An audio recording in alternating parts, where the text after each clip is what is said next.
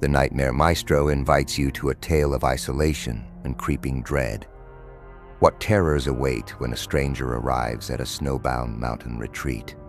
As the blizzard howls outside, will you dare to uncover the truth? The SUV struggled up the winding road, its headlights barely penetrating the thick curtain of snow. Inside, 4 friends Mark, Sarah, Alex, and Jenna peered anxiously through frosted windows. They had planned this winter getaway for months, but the sudden storm threatened to derail their plans. Whispering Pines Lodge materialized like a ghost through the whiteout. Its imposing timber frame and glowing windows promised warmth and shelter. As they pulled into the circular driveway, 2 figures emerged from the entrance, a middle-aged couple bundled in thick winter gear. The friends piled out, grabbing their bags and rushing towards the welcoming glow. The woman introduced herself as Martha, the lodge's owner and cook. Her husband, Tom, nodded gruffly as he helped with the luggage. Inside, a crackling fire and the scent of pine greeted them. Martha's smile didn't quite reach her eyes as she handed out room keys. "We weren't sure you'd make it," she said. "The storm's only getting worse. You might be our only guests this week." The friends exchanged uneasy glances, the reality of their isolation settling in like a chill. As they climbed the creaking stairs to their rooms, Sarah whispered, "Did you see how tense Martha and Tom looked? Like they're expecting something to happen?" Mark shrugged it off, but a seed of unease had been planted. Little did they know, their arrival was just the beginning of a nightmare that would push them to the brink of sanity and survival. Night had fallen, and the storm raged with renewed fury. The lodge's sturdy walls groaned under the assault of wind and ice. Inside, the friends gathered in the great room, nursing hot drinks and trying to shake off the growing sense of unease that permeated the air. Martha bustled about, straightening pillows and stoking the fire with nervous energy. Tom stood by the window, his gaze fixed on the impenetrable darkness beyond. The silence stretched thin, broken only by the howling wind and the occasional creak of settling timber. Suddenly, a pounding at the door shattered the tense quiet. Everyone froze, eyes wide with surprise and a touch of fear. Who could be out in such treacherous conditions? Tom hesitated, then moved to answer. The door burst open, admitting a gust of frigid air and a snow-covered figure. The stranger stumbled in, nearly collapsing. As Tom and Mark helped him to a chair, the others got their first good look. He was a man in his 30s, with wild eyes and a days-old beard. His clothes were oddly light for the weather, and he clutched a small duffel bag to his chest like a lifeline. "Thank God," the man gasped. "I thought I was done for out there."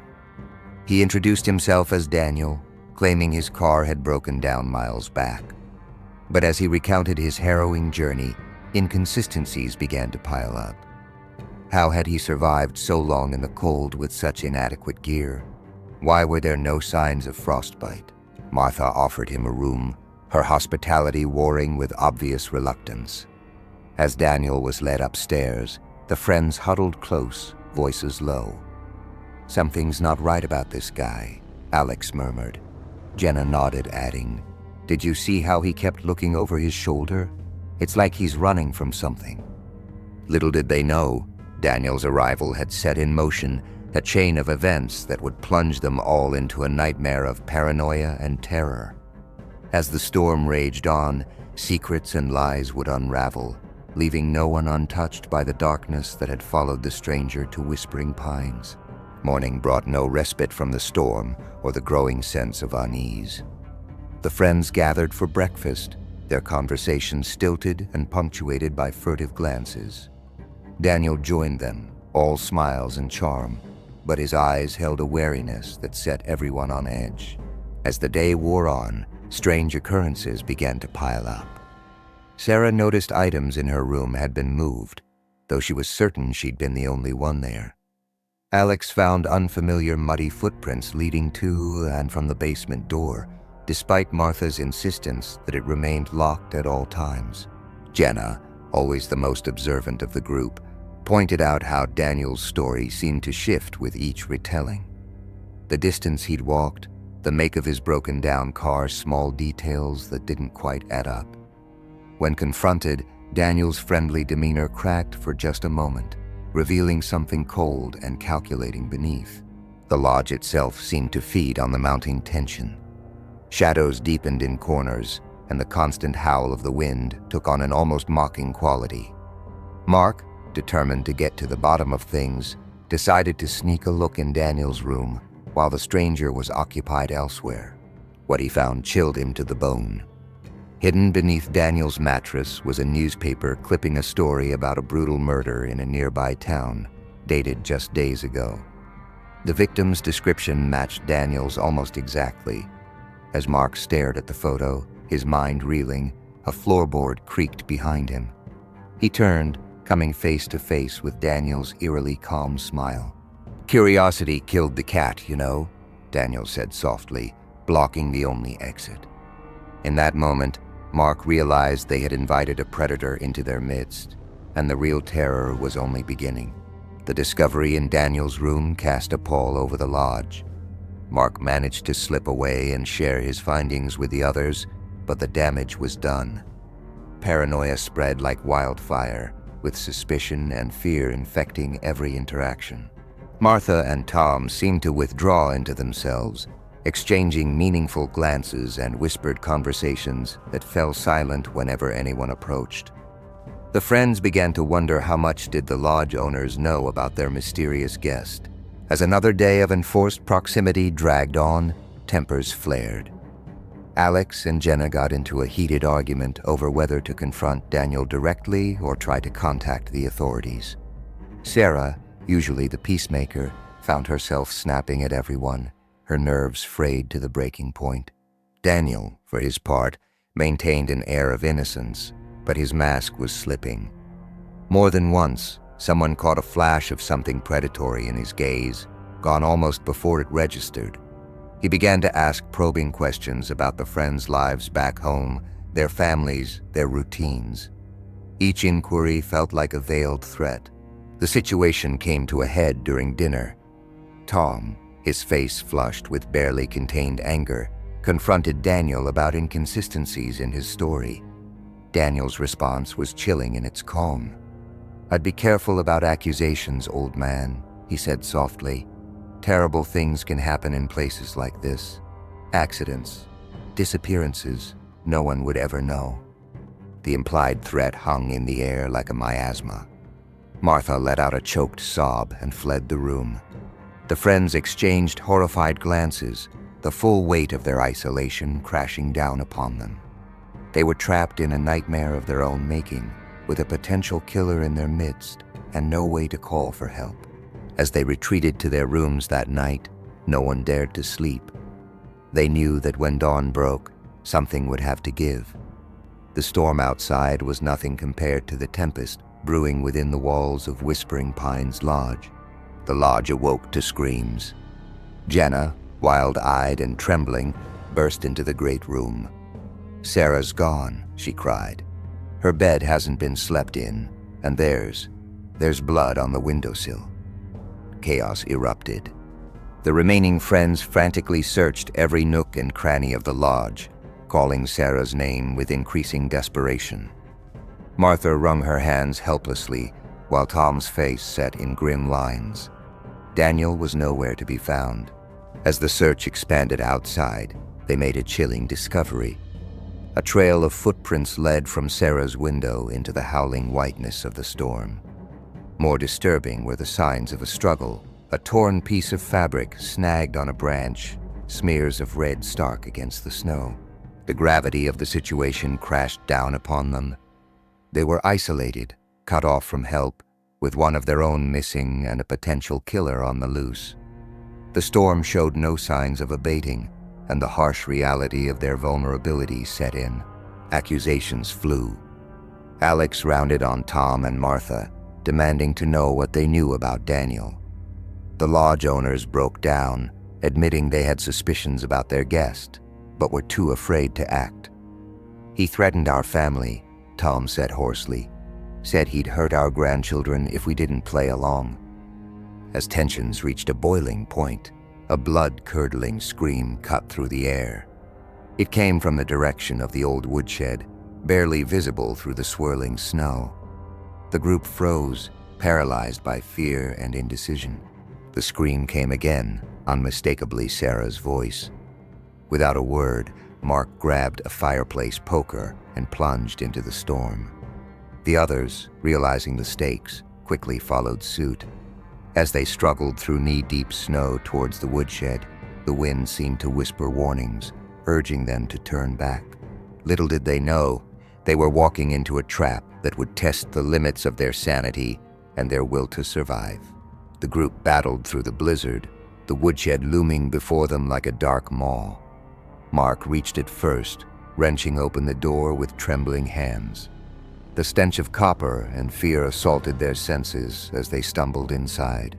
Sarah was there, bound and gagged, her eyes wide with terror. But it was the figure looming over her that froze the blood in their veins. Daniel stood with a wicked hunting knife, his face a mask of cold calculation. "I was wondering when you'd join us," he said, his voice eerily calm amidst the storm's fury. What followed was a desperate struggle, a frenzied dance of survival in the claustrophobic confines of the woodshed. Alex lunged at Daniel, receiving a deep gash across his arm for his trouble. Jenna frantically worked to free Sarah, while Tom and Martha blocked the exit, preventing Daniel's escape. In the chaos, Mark managed to disarm Daniel, sending the knife skittering across the blood-slicked floor. But their victory was short-lived. Daniel's laughter, high and unhinged, cut through the panicked breaths and whimpers of pain. "You don't understand," he gasped. "I'm not the one you should fear." As if summoned by his words, a bone-chilling howl rose above the storm's wail. It was close, too close and utterly inhuman. The color drained from Daniel's face. "They found me," he whispered, true terror replacing his earlier bravado. The group's attention snapped to the woodshed's small window. Through the frost-rimed glass, they caught glimpses of massive, shadowy forms circling in the whiteout. Red eyes gleamed with predatory intelligence, and claws scraped against wood with sickening intensity. In that moment of shared horror, the truth became clear. Daniel wasn't a murderer on the run, he was prey. And in his desperate bid for survival, he had led something ancient and hungry straight to their doorstep. As the creatures outside redoubled their efforts to break in, the humans found themselves in an unthinkable position. They would have to work together, Daniel included, if any of them hoped to see the dawn. The hours that followed were a nightmare of tension and fleeting hope. The group had barricaded themselves back in the lodge, using every piece of furniture they could move. Daniel, now a broken shell of a man, babbled about an ancient cult and rituals gone wrong. He had fled, thinking he could outrun the horrors he'd unleashed. Instead, he had only widened their hunting grounds. As the night wore on, the attacks grew more frequent and frenzied. Claws raked at windows, and inhuman voices called out in terrible imitations of loved ones' pleas for help. The very foundations of the lodge seemed to groan under the assault of something far larger than any natural predator. In quiet moments between attacks, bonds formed in the crucible of shared terror. Sarah, though traumatized, found strength in comforting the now childlike Daniel. Tom and Martha revealed the tragic history of the lodge's other disappearances, other storms that had brought things that should not be to their doorstep. As dawn approached, the group realized their defenses wouldn't last much longer. It was Jenna who proposed a desperate plan.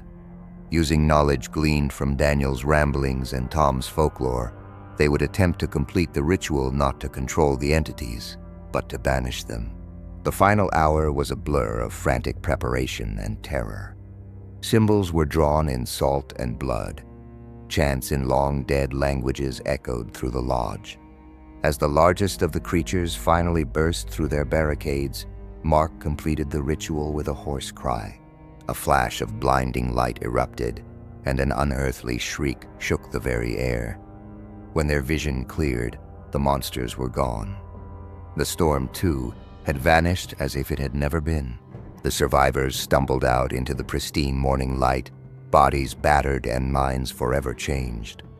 As sirens wailed in the distance, they clung to each other, unwilling to break contact with the only other people who would ever understand the horrors they had faced. In the years that followed, they would doubt, rationalize, and question their memories of that night. But in quiet moments, when the wind howled just right, they would remember, and they would wonder about the true nature of the world that existed in the shadows, just beyond the reach of firelight. Subscribe for more chilling tales from the Nightmare Maestro.